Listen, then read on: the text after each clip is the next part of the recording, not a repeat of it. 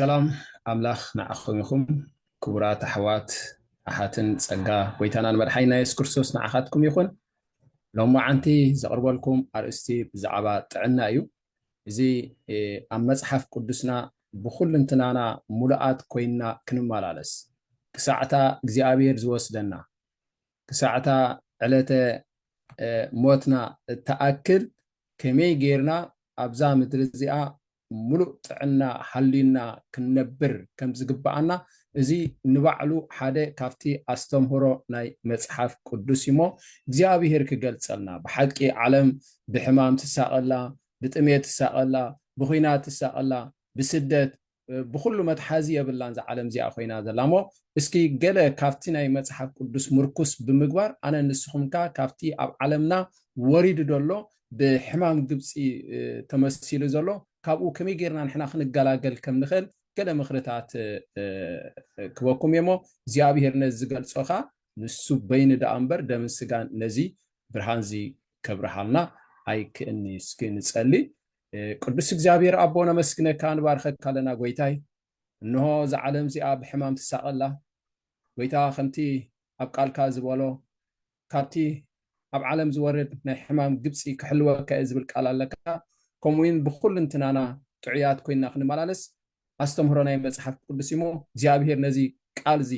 ነዚ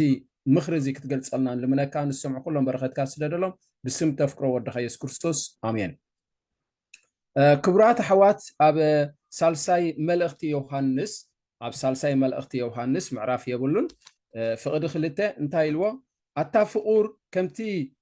ነፍስኻ ዝጣዓየት ብኩሉ ደሓን ክትህሉን ክትዕን እምነየልካ ኣለኹ ኢልዎ ማለት እዚ ቃል እግዚኣብሔር እዩ ቃል ናይ ዮሃንስ ኣይኮነን ንጋየስ እንታይ እዩ ዝብሎ ዘሎ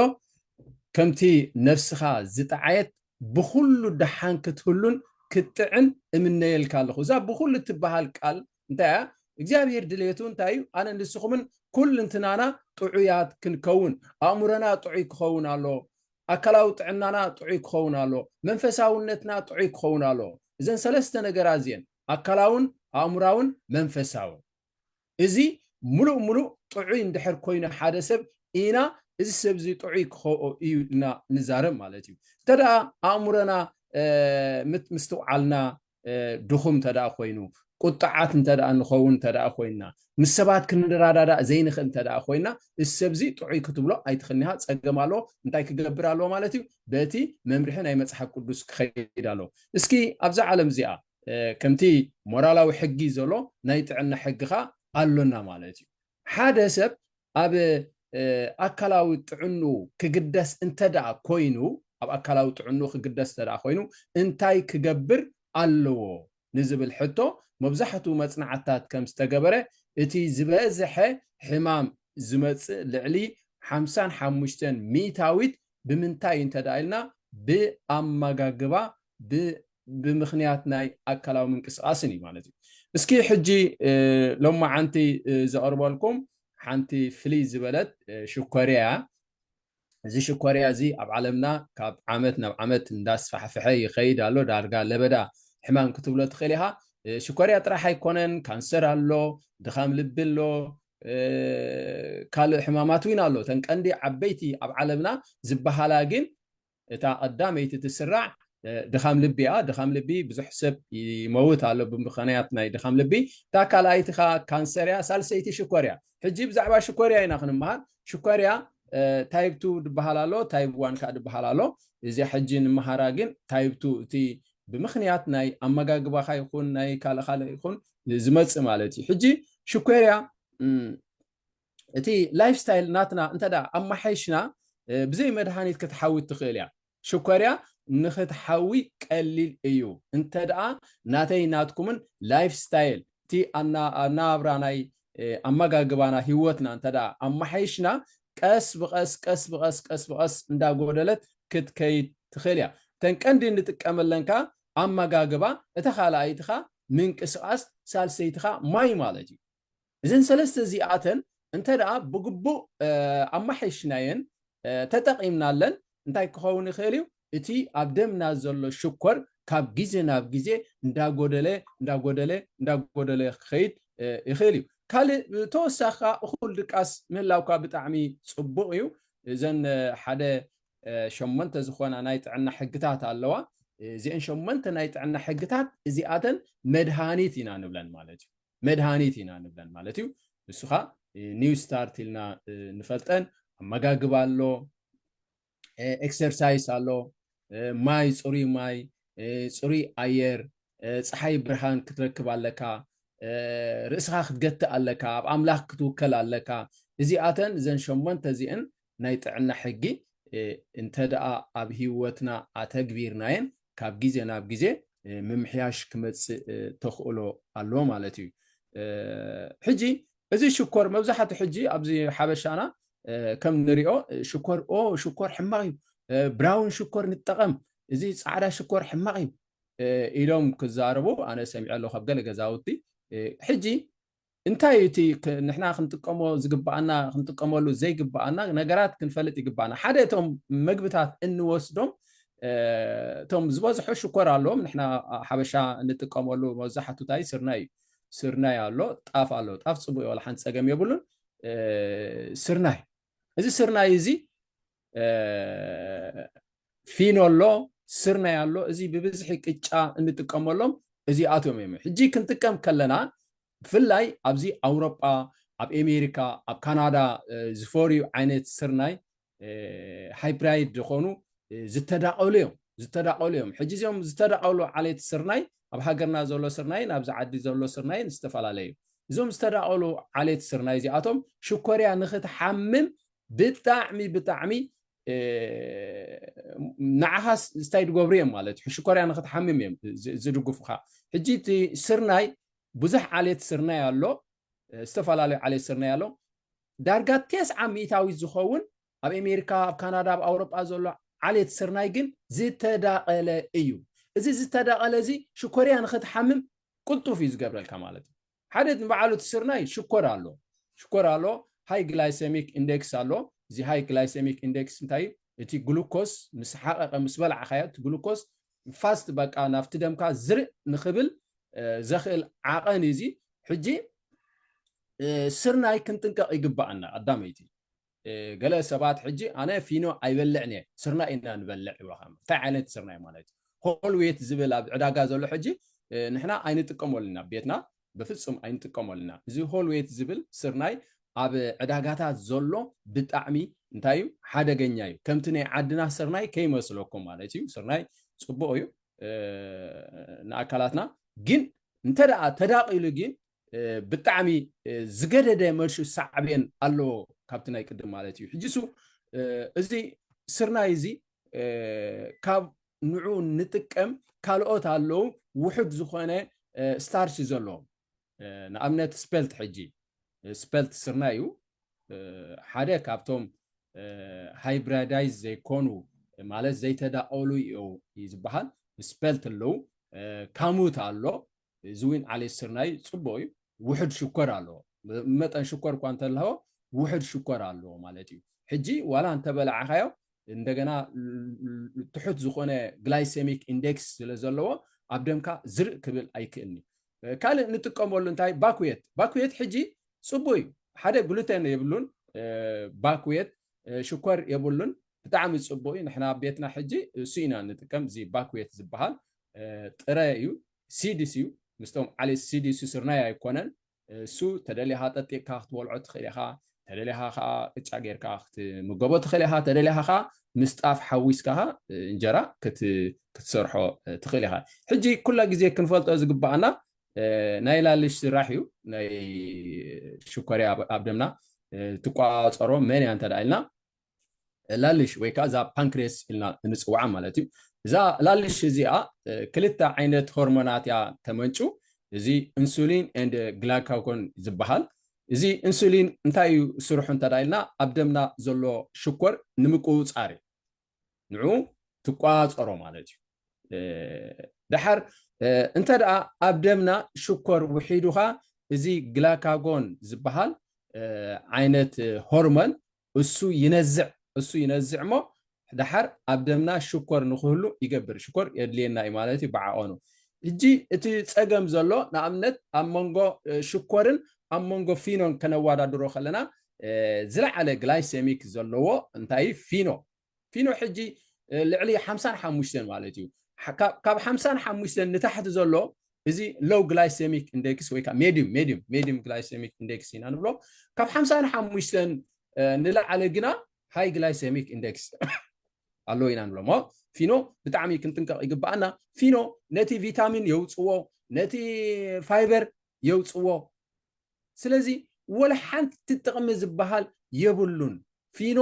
ብዘይካ ክጎድኣካ እንተዘይኮይኑ ወላ ሓንቲ ጥቕሚ ይብሉን ካልኻ ንኽሓቅቕ ኣሸጋሪ በቃ ፊኖ ብብዝሒ ትጥቀም ተኾንካ ቅርፀት ይገብረልካ ድርቀት ይገብረልካ እንደገና ንኽሓቅቕ ግዜ ይወስድ ግዜ እንድሕር ዝወስድ ተኾይኑኻ ኣብቲ ከስዐ ፈርሜንትድ ይኸውን ፈርሜንትድ እንተዳ ኮይኑ ይመፅፅ ይበኩዕ ድሓር ደምካኻ እንታይ ይኸውን ማለት እዩ ረሳሕ ይኸውን እሞ ፊኖ ሓደገኛ እዩ ካብ ፊኖ ሽኮር ከማን ሓይሽ ፊኖን ሽኮርን ከተዋድሮ ከለኻ ናይ 10 ግላይሴሚክ ዝኣክል ፍልሊ ኣለዎ ኣብ መንጎ ሽኮርን ኣብ መንጎ ፊኖን ስለዚ ፊኖ ምስ ተመገብናዮ ብሓንሳብ እዛ ደምና ብሽኮር ዙሕያቱ ብሓንሳብ ፋስት በቃ እቲ ሽኮር ግን ካብኡ ቁሩብ ይሓይሽ ካብቲ ፊኖ ቁሩብ ይሓይሽ ናይ ምዝራዕ ተኽእሉ ማለት እዩ ሞ ሕጂ ኣብ ገለ ሰባት ታይ ብራውን ሽኮር ንጥቀም ኢና እዚ ፃዕዳ ሽኮር ኣይንጥቀም ኢና ፅቡቅ ፃዕዳ ሽኮር ዘይምጥቃም እቲ ብራውን ግን ከመይ ገይሮም ዝሰርሕዎ ንባዕሉ እቲ ብራውን ሕጂ ነቲ ሰብ መቸም መዝሚዞም እንዲኦም ቶም ነጋዶ እዞም ነጋዶ ብጣዕሚ ነቲ ሕብረተሰብ መዝሚዞም እዮም ነዚ ፃዕዳ ሽኮር ኣብ ፋብሪካ ኣትዮም መላስስ ድዮም ዝገብሩሉ ዋላ ካልእ ድዮም ገይሮም ብራውን እዮም ገብርዎ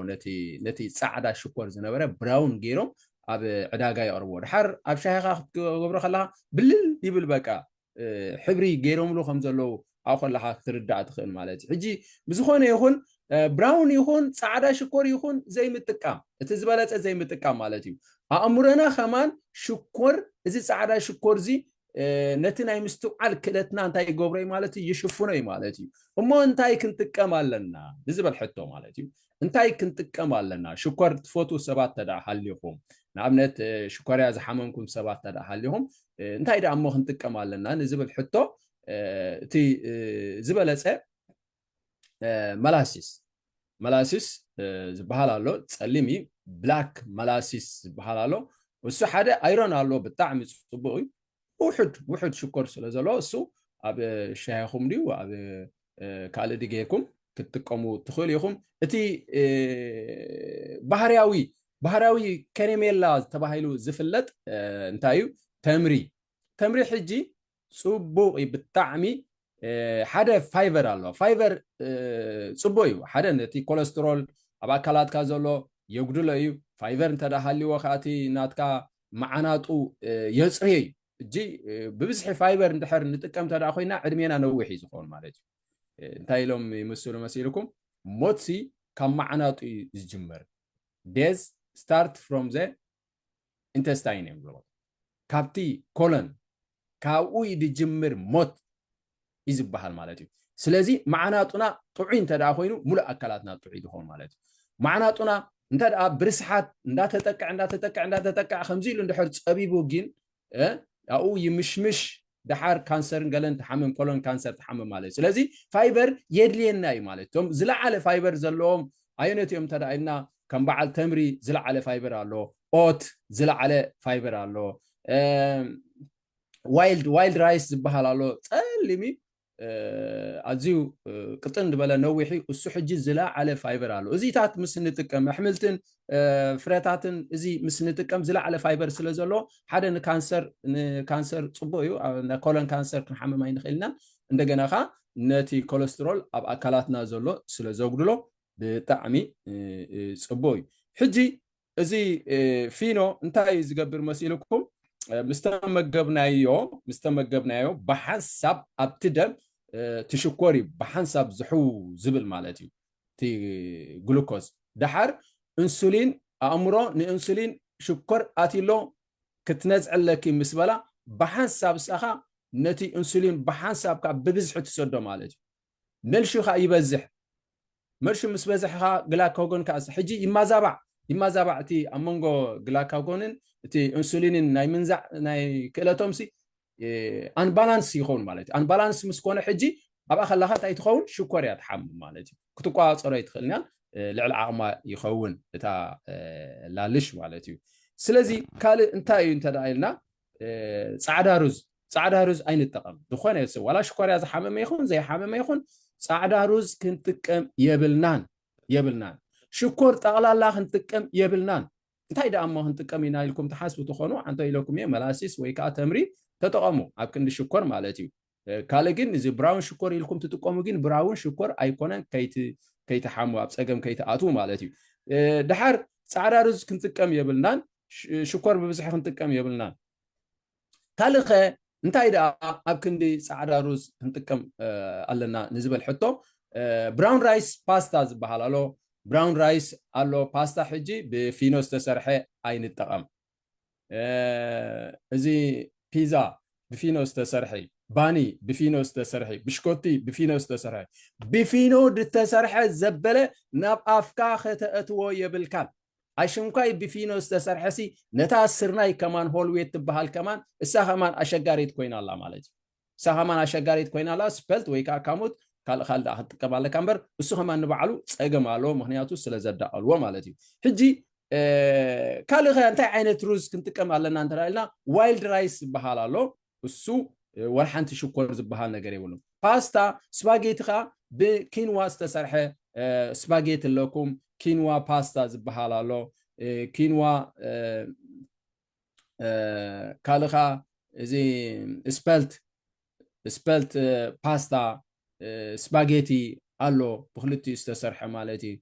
ብራውን ራይስ ፓስታ ዝበሃል ኣሎ እዚኦም ክንጥቀመሎም እቲ ዝበለፀ ካልእ እንታይ ኣሎ ጣንቂ ናይ ሽኮርያ እንተዳኢልና ዲሃይድሬሽን ማለት እዩ ዲሃይድሬሽን መብዛሕትኡ ህዝቢ ዓለም ማይ ኣይጥቀምን እዩ ኣነ ከም ዘስተብህሎ ኣብ ስራሕ ማይ ኣይሰትን እዮም በቃ ነዛ ቡን ይሰትይዋ ካላስ በቃ እንታይም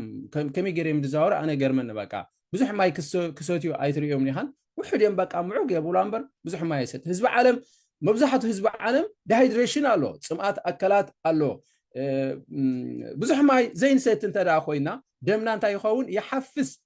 بو متنكا اتا عقن شكر ابدمنا سلا زبزح شكرنا زياده يخون مالتي جيت دمنا لك خمس شرو مالتي حفز دمنا انت دا حفيسخه اتي ناي شكر عقن كونسنتريتد يخون بقى او يحفز دحر شكوريا نخن حممكا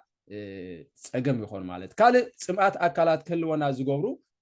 عينت مستتات አለው በብዝሒ ህዝብና ሕጂ ቡን ደይሰቲ ዳርጋ የለም ውሕዳት ተደይ ኮይኖም ሓደ ክልተ በሰብዕቲ ዝቁፀሩ ስራሕና ሕጂ ድሪኦም ደሰብህሎም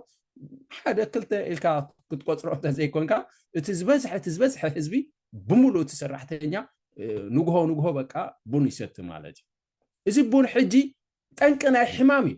ጠንቅ ናይ ኩሉ ሕማም እዩ ናይ ሽኮርያ ጥራሕ ኣይኮነን ሕጂቲ ካፊን ዝበሃል ሓደ ነቲ ኢንሱሊን ንኸይነዝዕ እንታይ ገብረ እዩ ይዓግቶ እዩ ካልእ ንእምረና ክላውድ ገብረ እዩ ሽፉነ እዩ እንደገና ኻ ጽምኣት ኣካላት ንኽልወና ይገብር እዩ ሕጂ ናይ ቡን እንታይ ፀገም ኣሎ መሲልኩም ናይ ቡን እንታይ ፀገም ኣሎ ነቲ ማይ ይስሕቦ ነቲ ኣብ ደምና ዘሎ ማይ እንታይ ገብሮ ይስሕቦ ሕጂ ስኻ ዋላ ማይ እንተሰተኻ ማይ ሰትለኹ ትብል እቲ ቡን ከዓ እንታይ ገብሮ ይስሕቦ ማለት እዩ ሕጂ ማይ ሰትለኹ እንዳበልካስ ጽምኣት ኣካላት ዲሃይድሬሽን የጓንፈካ ማለት እዩ ከመይ ዳ ኣሉ እዚ ኢልና ውን ንሓስብ ኢና ማለት እዩ እንደገና ካልኦት ከዓ ዋሕዲ ማግኔዚየም ተዳ ኣብ ኣካላትና ሃልዩኻ ማይ ዋላ ድሰተኻ እንተሰተኻ سئلو بشنت إذا خيدوا لمبر أتوم سيلس ماي أيرخبون يوم دلو مهنيات مغنيزيوم سلازي يقولوا مالت إذا مغنيزيوم إذا لك كم مفتوحي ماي كنست خلنا بدم غيرو بخلو نابتوم سيلس كأتو خلو إتي مغنيزيوم انت زي كفيتلو إتي ماي ناوشت كأتو أي كني سلازي بستخالنا متن انت دا واحد مغنيزيوم تدا حلينا مغنيزيوم زلوم عينت مغبتات كمغبالنا كموين إزي سلتيك سولت زبهال صعداي ኣብ ፈረንሳ ጥራሕ እዩ ዝፈሪ ኣብ ኦርደር ጌርኩም ወይ ኣብ ድኾነ ኣብትናይ ሄልዝ ስቶር ክትረኽብዎ ትኽእሉ ኢኹም ሰልቲክ ሶልት ዝበሃል እዩ عسو حجي كم ناب صبحي قال ده كنا هنتقملوا سي نشتي كلتا سلسة فرق أبزي تحت الحسي جرا ما يسات مالتي ما يكسات خلو حجي زلا على مغنيزيوم على سوس سمانيان كلتن زأكل مينرال على تي سلتيك سولت وسو حجي نزوم تصاط دم دلو بطعم صبوي منياتو صوديوم يبولون زي سلتيك سولت مالتي حجي نتوم صاط دم دلهم صبو ايو نخلاتنا خا تي مغنيزيوم وحد اندحر كوينا اكلاتنا تي دم تي ماي عرتي وشت سيل نخاتو يو زحجزومو تي بون زي مستاي حيش بون زي مستاي كوكا بيبسي لسلس مستتات زي اتوم بملኦም እንታይ ይገብሩሎም ይመስልኩም ፍላይ ኮካ ሕጂ ካፊን አሎ او ጥራሕ ዘይኮነ ሕጂ ዓለምና መቸም ተባላሻ እንዲያብቲ ዕሹጋት መግብታት ካ ወልፊ ከትሕዘካ ዝኽእል ነገራት ካፊን ይገብሩሉ እዮም ጅሱ ጽማት አካላት ንኽልወና ይገብር ማለት እዩ ካል ኣብቲ ጠረጴዛና ዝበዝሐ ካርቦሃይድሬት ክኸውን የብሉን እቲ ዝበዝሐ አካላትና ዝያዳ ክንጥቀመሉ ዘለና ፕሮቲን ብጣዕሚ የድልየና እዩ እዚ አሚኖ አሲድ ብጣዕሚ የድልየና እዩ ሕምልቲ ቪታሚናት የድልየና እዩ ስለዚ ኣብ ጠረጴዛና መብዛሕቱ ሕጂ ከምቲ ኣተዓባብያ ናይቲ ሕብረተሰብና ማለት እዩ እንተደኣ ዝግኒ እንድሕር ኮይና እንጀራ ኣላ ማለት ናይ ግድን ዝበዝሐ እንጀራ ኣኻ ትመልኦ ከብድኻ ፕሮቲን የብሉን እንጀራ ካርቦሃይድሬት እዩ ዘሎ ሓይሊ ይህበካ ሕጂ ውሕድ ክኸውን ኣሎ እቲ 75 ሚእታዊት ኣብ ቢያትና ወይ ከዓ ኣብቲ ጠረጴዛና እንታይ ክኸውን ኣሎ እንተደኣና ፕሮቲን ሕጂ ብጣዕሚ መዓልታዊ የድልየና እዩ ፕሮቲን የድልየና እዩ አሚኖ አሲድ ዞም ብርስን ከም በዓል እዚ አደጉራ ብጣዕሚ ዝለዓለ አንቲ ኦክሲዳንት ኣሎ ኮፐር ዚንክ ኣሎ እሱኻ ብጣዕሚ ቢንስ እዚኣቶም ብምሎም ዞም ባልዶንጋ ዓተር እዚኣቶም በብቅያሩ እንዳገበርና መዓልታዊ ክንወስዶም ኣለና ኢሰንሻል አሚኖ አሲድ ኣለዎም እንደገና ፕሮቲን ኣለዎም ሕጂ እሱ ንዓና ብጣዕሚ ኣገዳስነት ስለ ዘለዎና አካላትና ኣብቲ ቢያትና ፕሮቲን ክህልዎ ኣሎ ሕምልቲ ክህልዎ ኣሎ ቪታሚናት እዚታት እዩ ክኸውን ዘለዎ እምበር ትዝበዝሐ ኣብ ጠረጴዛና እንድሕር ካርቦሃይድሬት ጥራሕ እንተዳ ኮይኑ እሱ ሕጂ ግሉኮስ ኮይኑ ካ ናብ ስብሒ ክቕየር ጸላም ከብዲ ናብ ስብሒ ትቕይሮ ነቲ ሽኮር ግሉኮስ ዝኾነ ናብ ስብሒ ትቕይሮ ድሓር ፀጥ ደምና እንዳበዝሐ ኸይድሞ 25% ጥራሕ ኢና እቲ እንጀራ ቅጫ እንጥቀም ዳ እምበር እቲ ዝበዝሐ ሓምሊ ወዲ ሓምሊ ጥረታት እዚታት ኢና እንጥቀመሉ ማለት እዩ እጂ ኣብዝኻ ክንጥቀ ይግባአና ፕሮቲን ብብዝሒ ክንጥቀም የብልናን ውሕድ ክኸውን ኣሎ እቲ ንጥቀመሉ ካልእ ፋስት ፉድ ማለት እዩ እዚ ዕሹጋት መግብታት ህኩይ ወለዶ እዚ ሕጂ ዘሎ ወለዶ ኣብ ገዝኡ ማእታን ንኸይሰርሕ ኦርደር ብምግባር ዕሹጋት መግብታት እዩ ድጥቀም እዚ ዕሹጋት መግብታት ፋስት ፉድ እቲ ኣብ ፋብሪካታት ዝተመስርሐ ዓይነት ምግቢ ንጥዕናና እንታይ ጽቡቕ ዝህብ ኣይኮነን እቶም ነዚ ምግቢ ዝሰርሑ ገንዘብ ደኣምበር ጥዕና ናይ ወዲ ሰብ ኣያገድሶምን ክሳብ ዝተባላሸወ ነገር ኣውዮም ድእትዎ መልሾም ኣውዮም ድእትዎ ማለት እዩ ገሊኦም ብዘይቲ ዝተጠበሱ ገሊኦም ብፃዕዳ ፊኖ ዝተሰርሑ ዓይነት እዮም ብዘይቲ ጥበሱ ሕጂ እቲ ዘይቲ ሽዑ ተጠቐም ኣቢሎም ከማ ናይ ክዕዎን ይቐምጥዎ ክሳብ ፀሎሎ ዝመስል ማለት እዩ ኣብዚ ቲም ሆርቶን ድዩ ማክዶናልድ ድዩ እቲ ዘይቲ ነቲ ክስታይ ድጠብስዎ ክሳብ ፀሎሎ ዝመስል ኣይጓሕፍዎን እንታይ ምሲሎም ይጓሕፍዎ ንዖም ገንዘብ እዩ ዘገድሶም ማለት እዩ ሓደ ዘይቲ ብሓዊ ክህረም ከሎ ሓዊ እንተደኣ ወቂዕዎ ሓደ ዘይቲ ናብ ካልእ ኬሚካል እዩ ዝቕየር ዘሎ ንድኻም ልቢ ብጣዕሚ እሱ ሓደገኛ እዩ ማለት እዩ ሕጂ ገሊኦም እንታይ ሽኮር ይገብሩሉ ነቲ ፋስት ፉድ ነቲ ዕሹግ ምግብታት ሽኮር ይገብሩሉ ጨው ይገብሩሉ ገሊኦም ከዓ ዘየድሊ ኬሚካላት ዘለዎ ገብሩሉ እዚ ማለት ሃዋ ክፈጥረልካ ዝኽእል መመሊስካ ንዑ ጥራሕ ክትበልዖ ከምዚ ናይ ቲም ሆርተን ናይ ሪኢኹም ኣለኹም ቡን ወይ ከዓ እቲ ሻሂ ክትእዝዝ ከለኻ ፍላይ ቡን ሕጂ ገለ ሰባት ካብ ናይ ገዛኦም ቡንሲ ናይ ቲም ሆርተን ቡን እዮም ድመርሶ ንምንታይ እንተ ኢልኩም ኣብኡ ዝገብርዎ ኬሚካል ኣሎ ናብኡ ጥራሕ ንኽትመላለስ ዝገብረካ ኣሎ በቃ ሃዋ ዝፈጥረልካ ፍሉይ መቃረ ዝፈጥረልካ ሕጂ ሳቶም ገንዘቦም ንምኽዕባት ሓንሳእ ገዚእኻሎም ክትከይድ ኣይኮነሲ ናቶም ካስተመር ንኽትከውን እዮም ዝደልዩኻ ናቶም ተኸታሊ ዓሚል ንኽትከውን እዮም ዝደልዩኻ እምበር ኣብ ገዛኻ ትገብራ ቡንን ኣብ ደገ ትሰትያ ቡንን ፍልል የብላን ግን ገለ ነገር ዝገብሩሉ ኬሚካላት ስለዘሎ እዚኣቶም ክንጥቀም ይግባአና ማለት እዩ እዚኣቶም ሕማም ሽኮርያ ይኹን ካልእ ሕማም እውን ንኽትቃላዕ ስለ ዝዕድሙኻ ዝስተ ይኹን ዝብላዕ ካብዚኣቶም ክንርሕቕ ይግባአና እጂ ዝኾነ ይኹን ኣብ ዕዳጋታት እንረኽቦ ዕሹጋት ነገራት ክንጥንቀቐሎም ይግባአና ንሽኮርያ ንካንሰር ንድኻም ልቢ ዝዕድሙኻ ንሶም እዮም ብሓቂ ዓለምና ብብዝሒ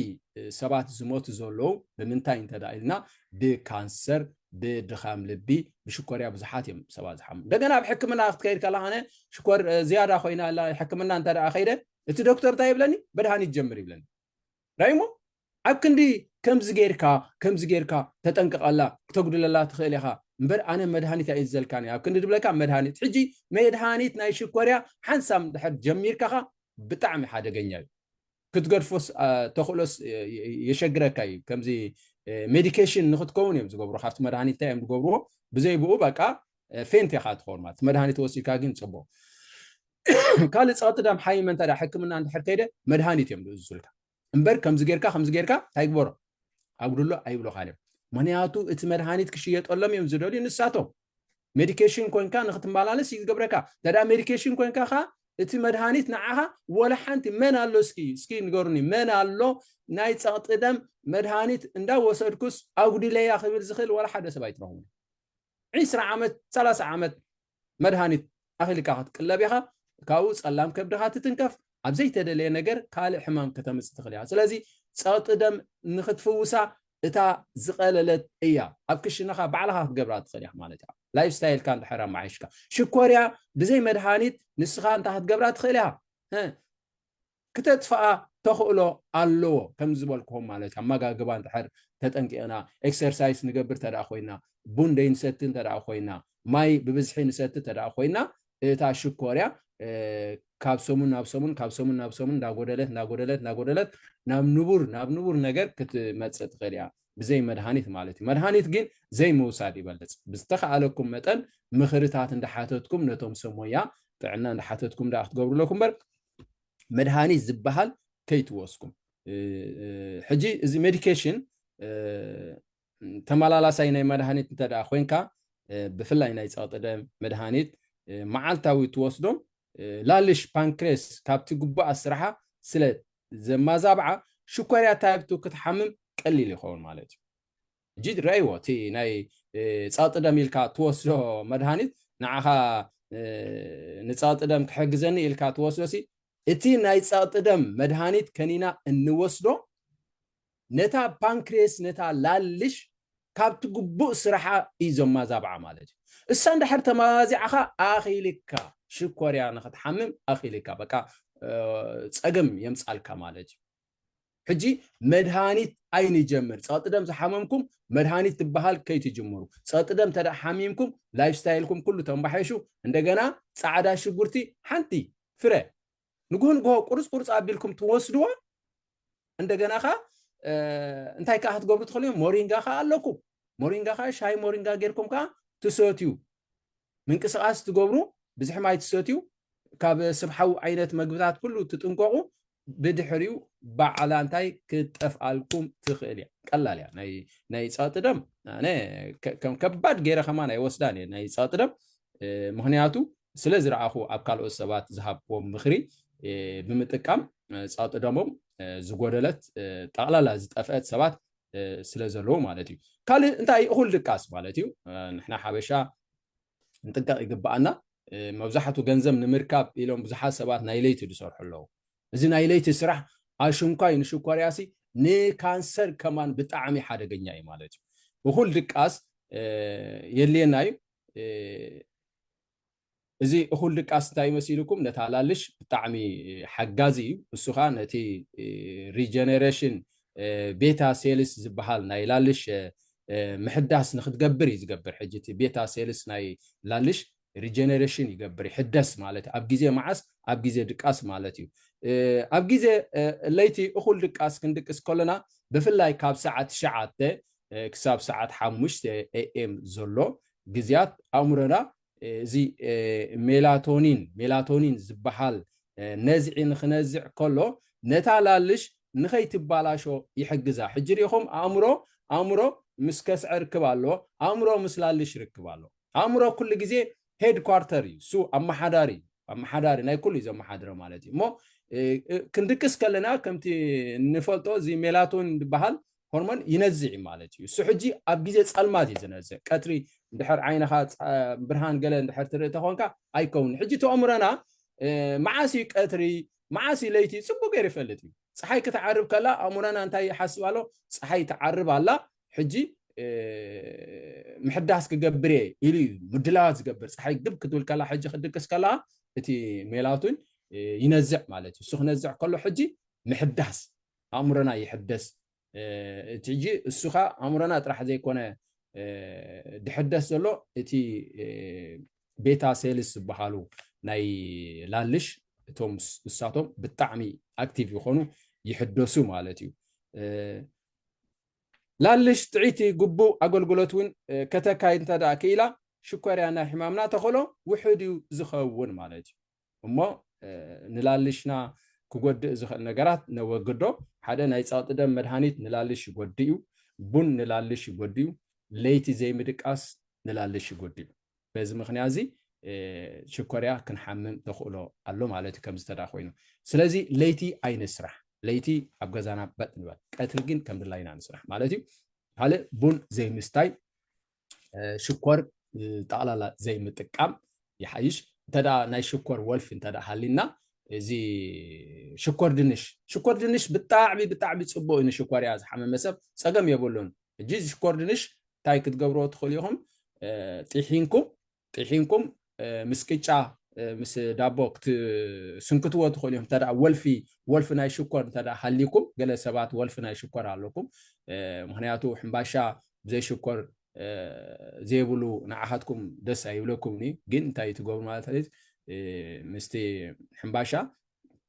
زي شكر دنش حويسكا طحينكا حويسكا دحر سنكيت كا كتبر عخلا شكر يطعمكا جن نعها شكريا يقدر الكاد أمبر أيوسخل كاني كلهم شكر يطعمو نعها حما يهبوها مالت أيكونن جلست فلولي مالت كم بعد شكر دنش حجي صبوي قال دنش زي متكامي حيش أب أوروبا أمريكا كندا لنا دنش أي نتكم كاب دنش نتكم تاي كنتكم يالنا إزي يام زبحال الله كاسابا زبحال الله إدومن زبحال الله زي أتوم حجي كنتكم لهم كلنا كم دنش يوم زموسلو كتوالعم كلها صبو تيست مقاريت اللهم الساعة تتقامنا زيادة نتعنانا أزي أقداسي خو مو إخزابير نخلاتنا كابتي أب عالمنا وريد دولو حمامات أملاخي حلونا لعلو خلو سلسة تنكا كادي كونسي إخزابير وين أبتي نتنكا قولو أوين أملاخ كحوصلو أبو كنوكلا لنا إخزابير حلونا كاب كانسر كاب شكوريا كاب دهام لبي كنبلا لنا انتدا شكوريا زحامنكم سبا تدا حاليهمكا بلايف ستايل بمقبار مدهانيت كي وصدكم انتا هتقبرو تخوليهم كتنكا تخوليهم نزيادة دخانة حبيرتا ويكا توسخي حبيرتا أنت لهم كا نعيون كتصحفوا لي تقولهم بتعزلاتني كلت كم مخروكم كل جزء دلوية موصل زنا برنا كبر كلون إخزابير عملاقنا يخون صلوت كيرنا نعزوينا أبونا تمسجن نمسجنك نبارخك لنا إنه أبزا فيش سوانت علم تعيات كوينا كن مالالس مخريس لذهب كنا إخزابير نمسجنك لنا زبرهانزي كابا يكون النمبر كابرسنا أيكون المو نزحمهم كلهم إخزابير يمانيت إيدكا ختمبرلهم كتفوسهم بتافواسيت يمانيت إيدكا ختمبرلهم نلمنك لنا ويتاي مستوعلنا سفيح أمرنا سفيح ختقبرو كنتي بخلو نفسنا زتعيت بخلو خا دحان كنهولن كنتعن تمنيت كايمو إخزابير كمتي نسخات تدوليو كوينا خن مالالس تصقى خبزحنا إنه ስለዚ ነበረና ግዜ ክብሪ ኩሉ ንዓኻ ይኹን ብስም ተፍክሮ ወድኻ ኢየሱስ ክርስቶስ ኣሜን